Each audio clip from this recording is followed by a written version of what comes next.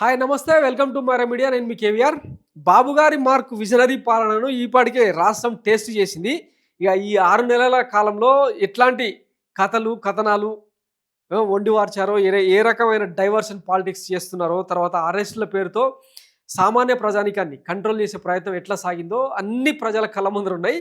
ఇప్పుడు రీసెంట్‌గా అసలు అమలు చేయని పథకాలకు సంబంధించి ఐవీఆర్ఎస్ కాల్స్ ద్వారా జనం ఒపీనియన్ తెలుసుకోవాలని చెప్పి ఒక పెద్ద తతంగానికి శ్రీకారం చుట్టారు. అందులో భాగంగా ఇప్పుడు నిన్న బాబు గారు కలెక్టర్లు, జిల్లా ఎస్పీలు వీళ్ళందరితో పెట్టిన మీటింగ్‌లో ఒక విచిత్రమైన ఆర్గ్యుమెంట్‌ని తెర మీదకి తీసుకొచ్చిర్రు. దానికి ముఖేష్ కుమార్ మీనా గారు అట్ట తప్పు సార్ అని చెప్పి మాట్లాడుతా ఉన్నారట. అదంతా ఏందంటే తాగుబోతులు ఎవరైతే మందు కొనుక్కోవడానికి డిజిటల్ పేమెంట్స్ చేసి ఉంటారో, అంటే ఫోన్‌పే ద్వారానో లేదంటే గూగుల్ పే ద్వారానో డబ్బులు పే చేసి మందు కొనుక్కొని ఉంటారో వాళ్ళ నెంబర్లన్నీ సేకరించి వాళ్ళకి డైరెక్ట్‌గా ఫోన్ చేసి అసలు నాణ్యమైన లిక్కర్ అందుతుందా లేదా, మీ ఊర్లో బెల్ట్ షాపులలో మద్యం దొరుకుతుందా లేదా, ఏమన్నా ఎంఆర్పి ధరలకు మించి అమ్ముతున్నారా, ఎవరెవరు మిమ్మల్ని హింసిస్తూ ఉన్నారు అధిక ధరల కోసం, ఇట్లాంటివన్నీ కనుక్కునే ప్రయత్నం చేయండి అని చెప్పి బాబు గారు సలహా ఇవ్వడం.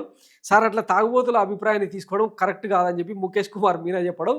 అట్లా కుదరదండి. తాగుబోతులు తాగినప్పుడే నిజాలు చెప్తారు కదా, వాళ్ళ ఒపీనియన్ ప్రకారం మనం ఎట్లా పాలసీలు మార్చుకోవాలని చెప్పి ఈయన కౌంటర్ ఇవ్వడం చాలా విచిత్రంగా ఉందన్నమాట. ఒకసారి ఆ డైలాగు, ఆ డెలివరీ, ఆ డిస్కషన్ ఒకసారి మీరు చూస్తే చాలా కామెడీ ఉంటుంది అనమాట, హిలేరియస్. ఆ నెంబర్లు తీసుకోండి. ఆ నెంబర్లు తీసుకుంటే వాళ్ళు కూడా ఐబిఆర్ఎస్ అడిగి రేట్లు పెంచారా ఆ డీటెయిల్ కూడా తీసుకుంటాం. సో దట్ ఎన్ని మార్గాలు ఉంటే అన్ని మార్గాల ద్వారా we have to get the information. We have to get the information. ఎవరన్నా బెల్ట్ షాపులు పెట్టారా, లేదంటే రేట్లు పెంచి అమ్ముతున్నారా, everything will take and then will take action. What is your opinion on that? Sir, my personal opinion is that this type of feedback from people who take liquor should be avoided, sir. ఏం అవసరం లేదు, కానీ మీరున్న ఇవ్వాలి కదా correct గా. But ఇవ్వకుండా అది కూడా ఒక విధంగా చెప్పాలంటే తాగినోడు కరెక్ట్ చెప్తారేమో. అదే చెప్పాలి, తాగినా కరెక్టే చెప్తాను. వీళ్ళే మనం చెప్పారు, బూతులు తిట్టారు తాగేసి, ఎందుకంటే ఇష్టానుసారంగా చేశారు. but sir, నా ఉద్దేశం ఏంటంటే I wanted to be very clear. ఎవ్వరు కూడా మిస్యూజ్ చేయడానికి వీలు లేదు. We don't want to shield anybody. Be transparent.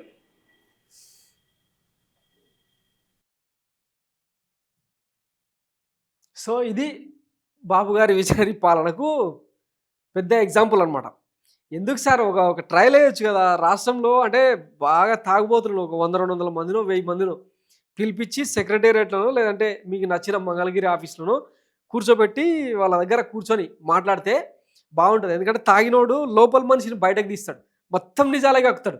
మీరేందో, మీ 6 నెలల పాలన ఏందో, రాష్ట్రంలో జరుగుతున్న అరాచకాలు ఏందో, ఈ గంజాయి బ్యాచ్ ఏందో, ఇవన్నీ పూసకూర్చినట్టు చెప్తారు సార్. దయచేసి అంటే అట్లాంటి ప్రయోగం ఏమైనా చేస్తే బాగుంటుంది. అట్లాంటప్పుడు అంటే తాగుబోతుల దగ్గర మీరు నిజంగానే వ్యాలిడ్ ఇన్ఫర్మేషన్ తీసుకోవాలని భావించినప్పుడు ముఖ్యంగా మీరు షీల్డ్గా పెట్టుకోండి. ఎందుకంటే తాగినోడు ఆ మబ్బులో అవసరమైతే బాటిల్ తీసుకొని కొట్టే అవకాశం ఉంటుంది. ఇవన్నీ చేస్తారనమాట. సో మీరు షీల్డ్గా పెట్టుకొని మంచి సెక్యూరిటీతో వాళ్ళతో డైరెక్ట్గా ఇంటరాక్ట్ అయితే మీకు వాస్తవాలు ఏంటో తెలుస్తుంది కదా. కొంచెం అన్న బుద్ధి ఉండకర్లా.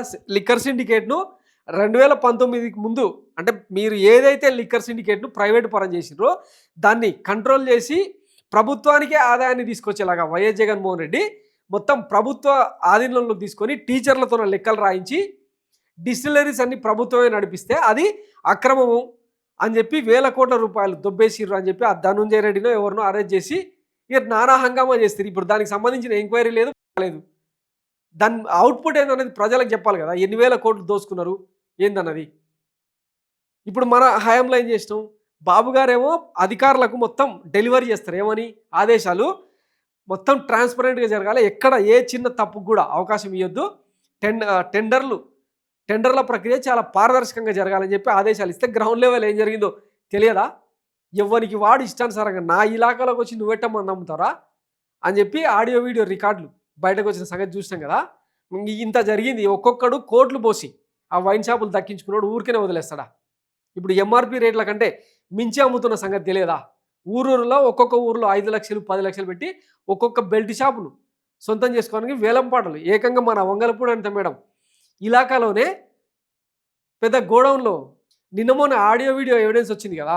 వేలం పాట నిర్వహిస్తా ఉన్నారు రైతుల సమక్షంలో.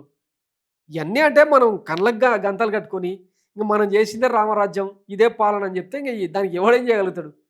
ఇట్లా మన ఆంధ్రజ్యోతికి, ఈనాడుకు, మన పచ్చ పత్రికలకు, పచ్చ హామాస్‌గాళ్ళకు వాళ్ళకు ఏదో బిస్కెట్‌లేసేదానికి ఇట్లాంటి మాటలన్నీ. పక్కన ఆయన చెప్తానే ఉన్నాడు కదా ముఖేష్ కుమార్ మీనా. అట్లా అడగడం తప్పు సార్, అవాయిడ్ చేయడమే బెటర్ అని చెప్తే, అట్లా కాదు మరి ఏదో ఒకటి తెలియాలి కదా! మీరన్నా చెప్పారంటే వాళ్ళకి చెప్పే అవకాశం మీరెట్టిస్తారు? మొత్తం ఈ ఎంటైర్ కాన్ఫరెన్స్‌లో, ప్రెస్ కాన్ఫరెన్స్‌లో కలెక్టరేట్ల కాన్ఫరెన్స్‌లో ఈళ్ళు ఆళ్ళని జోకడం, వాళ్ళు ఈళ్ళని జోకడం, ఈళ్ళు వాళ్ళని బ్లేమ్ చేయడం, వాళ్ళని వీళ్ళని బ్లేమ్ చేయడం, ఆఖరికి పాలన ఏమైందో తెలియదు. అందరూ కలిసి గాలికి. ఎవరిని బ్లేమ్ చేయాలో కూడా తెలియదని చెప్పి పవన్ కళ్యాణ్ గారు తల పట్టుకుంటారు.